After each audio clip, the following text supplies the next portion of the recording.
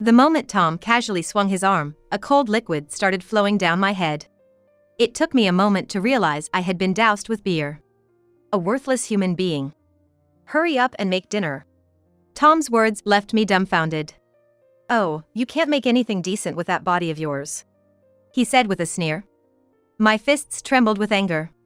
Say that after you see this. Huh? I showed him something I had brought from Tom's room. His face visibly contorted immediately. That is.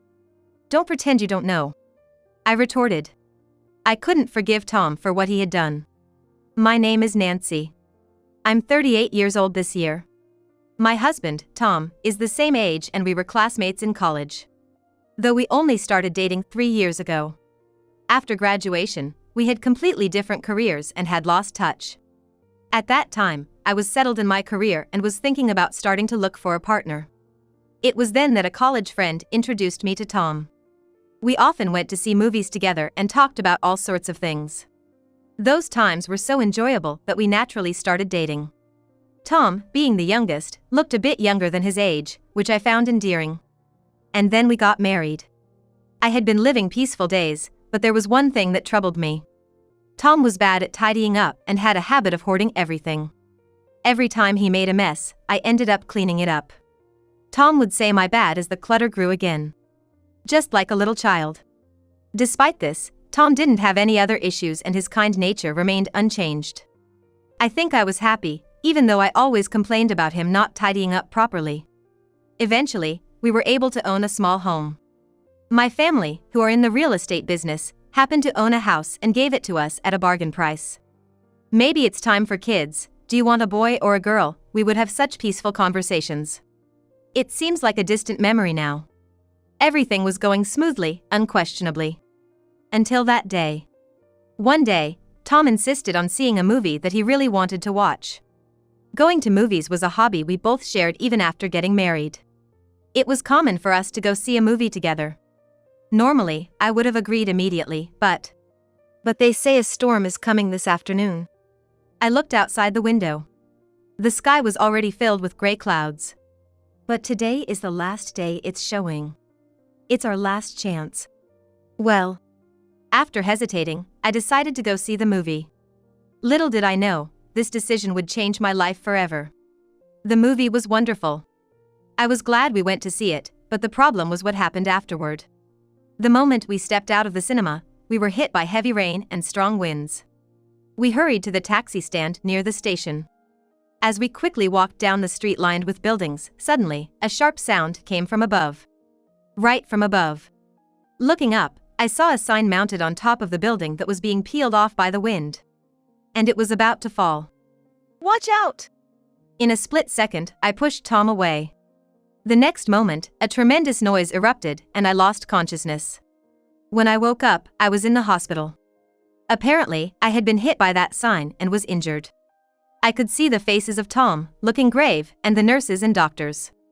From their expressions, I had a bad feeling. What the doctor explained was an unbelievable fact. I had been unlucky enough to damage my spine when hit by the falling sign, resulting in paralysis of my lower body. It was something I couldn't accept. Days of anguish and tears followed. Why did this happen to me? Why? I kept asking myself, but no answer came. Time passed even through those days. Tom, my parents from back home, my sister, and friends came to visit often, trying to comfort me. Little by little, I began to find a bit of space in my heart to accept my situation. After several surgeries, except for the functionality of my lower body, I recovered. I was discharged from the hospital. Tom pushed my wheelchair as we went home. I was surprised how difficult it was to live in a normal house with a disability. Everything required asking for help from someone else. I'm sorry, it's all because I insisted on going to the movie. Tom apologized with a face about to cry. It's not your fault, I said, smiling. To get used to reality a bit, I had to do what I could on my own. Still, there were limits, and of course, I had no choice but to quit my job. And I couldn't properly do housework either. In a wheelchair, even minor movements took an excessive amount of time. Tom took over the household chores, trying his best in my stead. As days passed, insurance money came in, and due to the construction company's negligence, compensation was paid. I casually mentioned to Tom what I had been thinking. Can we use this money to make our house wheelchair accessible? It's hard to move around in it as it is. I thought Tom would agree immediately, but... Oh, yeah. I see. His response was hesitant. The uneasy feeling that washed over me wasn't just my imagination. Looking back, if I hadn't ignored that premonition, things might not have gotten as bad as they did. At first, Tom diligently took care of me and did the household chores. But gradually, I felt as if I could see weariness on his face. One time, Tom started speaking wearily. Sorry, Nancy. I'm tired from work. Can we increase the number of times the caregiver comes? Tom had arranged for a caregiver to come in the mornings for assistance since he was at work. But since it wasn't a 24-hour arrangement, there were times I inevitably had to rely on Tom. This included meals and going to the bathroom, among other things. I always felt sorry, yet I ended up depending on Tom too much. Right, thank you for everything. I'll ask to have them come on weekends too. So, we increased the frequency of the caregiver's visits, but as a result, Tom started coming home later and later. I've been busy lately. I already ate dinner, so I'm good. Good night. As soon as he got home, Tom entered the bedroom, looking annoyed. I can make simple meals, but elaborate dishes take time, so I often have to rely on takeout. I was worried that Tom would get tired of eating the same kind of meals. I really wanted to manage some proper cooking. While I was pondering, I fell while trying to get off the wheelchair into the bathroom. Thanks to the renovation, there were handrails in the bathroom, but once I fell, it was difficult to get up by myself. I had no choice but to call out loudly for Tom. Tom! After a while, a sleepy-looking Tom came. Can you help me up? What a pain. What? I was shocked by Tom's muttered response. Tom roughly helped me back into the chair. Here, you're good now. Give me a break. I was just about to go to sleep. I was shocked by Tom's cold way of speaking. This had never happened before. The stress of caring for me must have built up too much for him. A feeling similar to panic took over me, thinking I had to do something about it. I decided I needed to use the caregiver more. But hiring a caregiver isn't free. Worried about the impact on our finances, I checked our bank account balance. There should have been some of this month's disability support left. But almost all the balance was gone. I did the math, but I don't remember spending it on anything special. Maybe I should ask Tom. But since then, Tom's mostly been coming home late at night, saying he's been working overtime or working on weekends. And when he does come home, his attitude has gotten even worse. He snaps at me constantly, making a decent conversation impossible. One of the causes was cleaning up the trash. Tom would leave trash everywhere as usual, but with my limited mobility, it was difficult for me to clean up properly. Why is it so dirty? Tom continued to shower me with cold words. Cleaning is tough. You can move your upper body, right?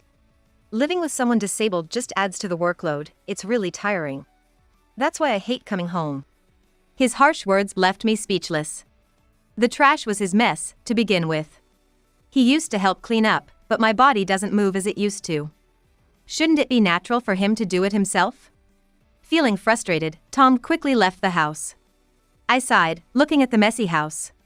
No choice, I'll have to ask the caregiver. I'll do what I can from my wheelchair. As I slowly made progress with the cleaning, one day I noticed something odd. The watch that was here is gone. A fancy watch given to me by my family as a wedding gift was missing. Did I move it somewhere?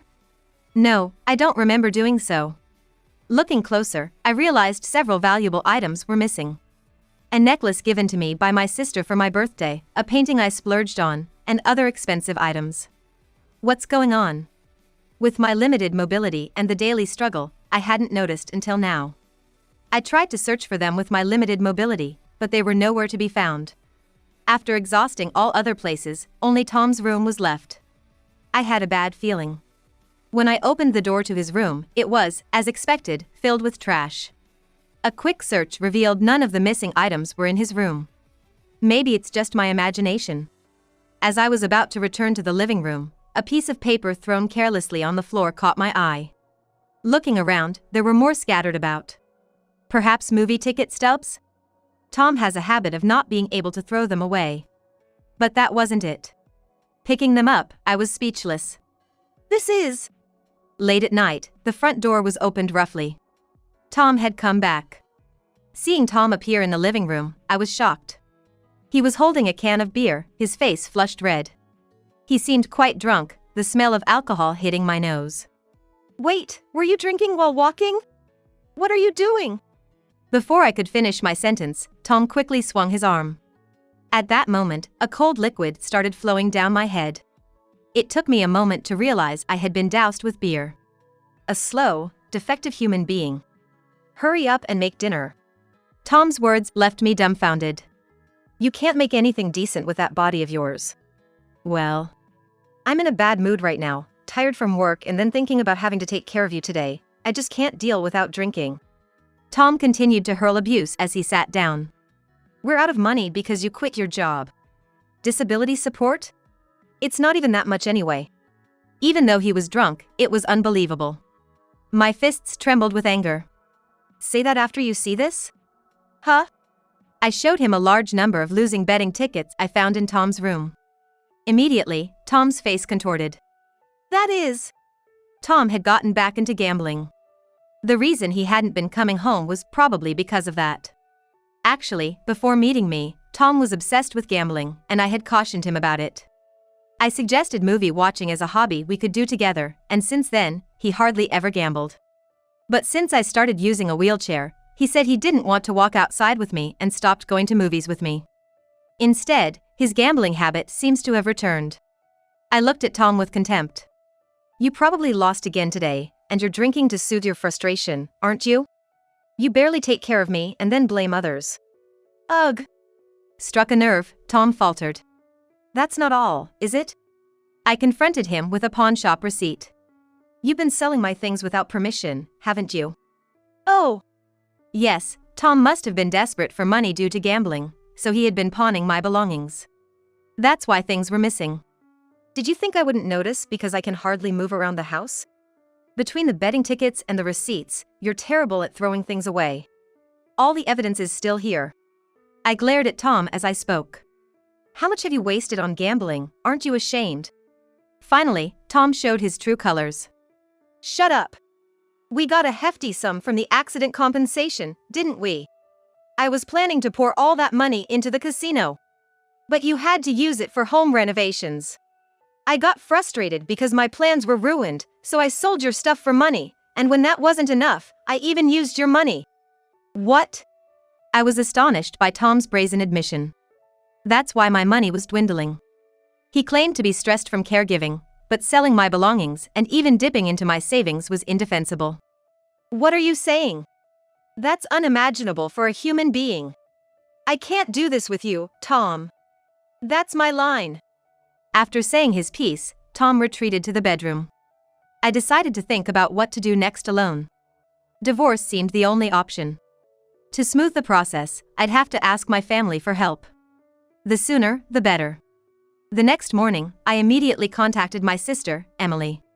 Fortunately, it was a day off. Emily and her husband, Ken, came right over.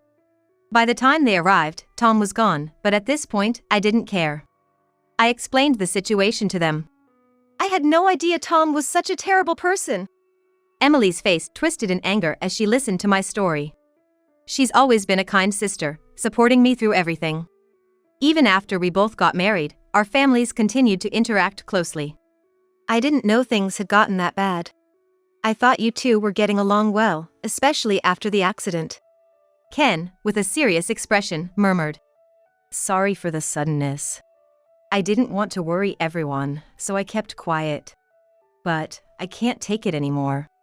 Drowning in gambling and selling my stuff, even dipping into my money. I can't forgive that. Despite my raging anger, Emily and Ken advised me to stay calm. Getting heated would only play into the other's hands. We discussed handling the situation calmly from here on out. First, we'll go to the pawn shop and see if we can get back the items that were sold. Thank you, Emily. I'll help too. Here's my office's phone number. Call me if anything comes up. Ken said, pulling out a business card from his breast pocket. It read Ken Smith, director of the law office. Yes, Ken is a lawyer. What Tom did is inexcusable, but spousal embezzlement falls under a category that often gets exempt from criminal charges, frustratingly.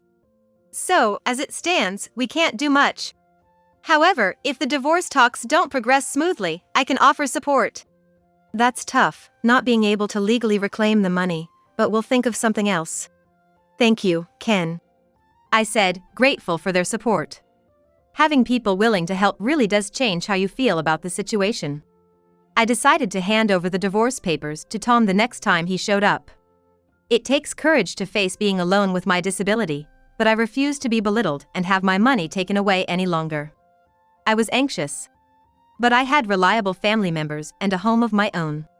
I have to take the first step. However, Tom had vanished since that day. Perhaps he had gone back to his parents' house. He didn't answer calls or reply to messages, making it impossible to discuss divorce. As days passed with me holding on to these unresolved feelings, Emily and Ken frequently checked on me. I insisted I was fine, but deep down, I was thankful. I managed to buy back the necklace I gave you as a present. I couldn't retrieve the other items, though. Emily said, handing me the necklace. Really? Even getting this back is a relief. I felt a wave of relief wash over me. Wearing the necklace again, I vowed in my heart. To selfishly sell precious memories for gambling is just too cruel. Tom needs to deeply reflect on his actions.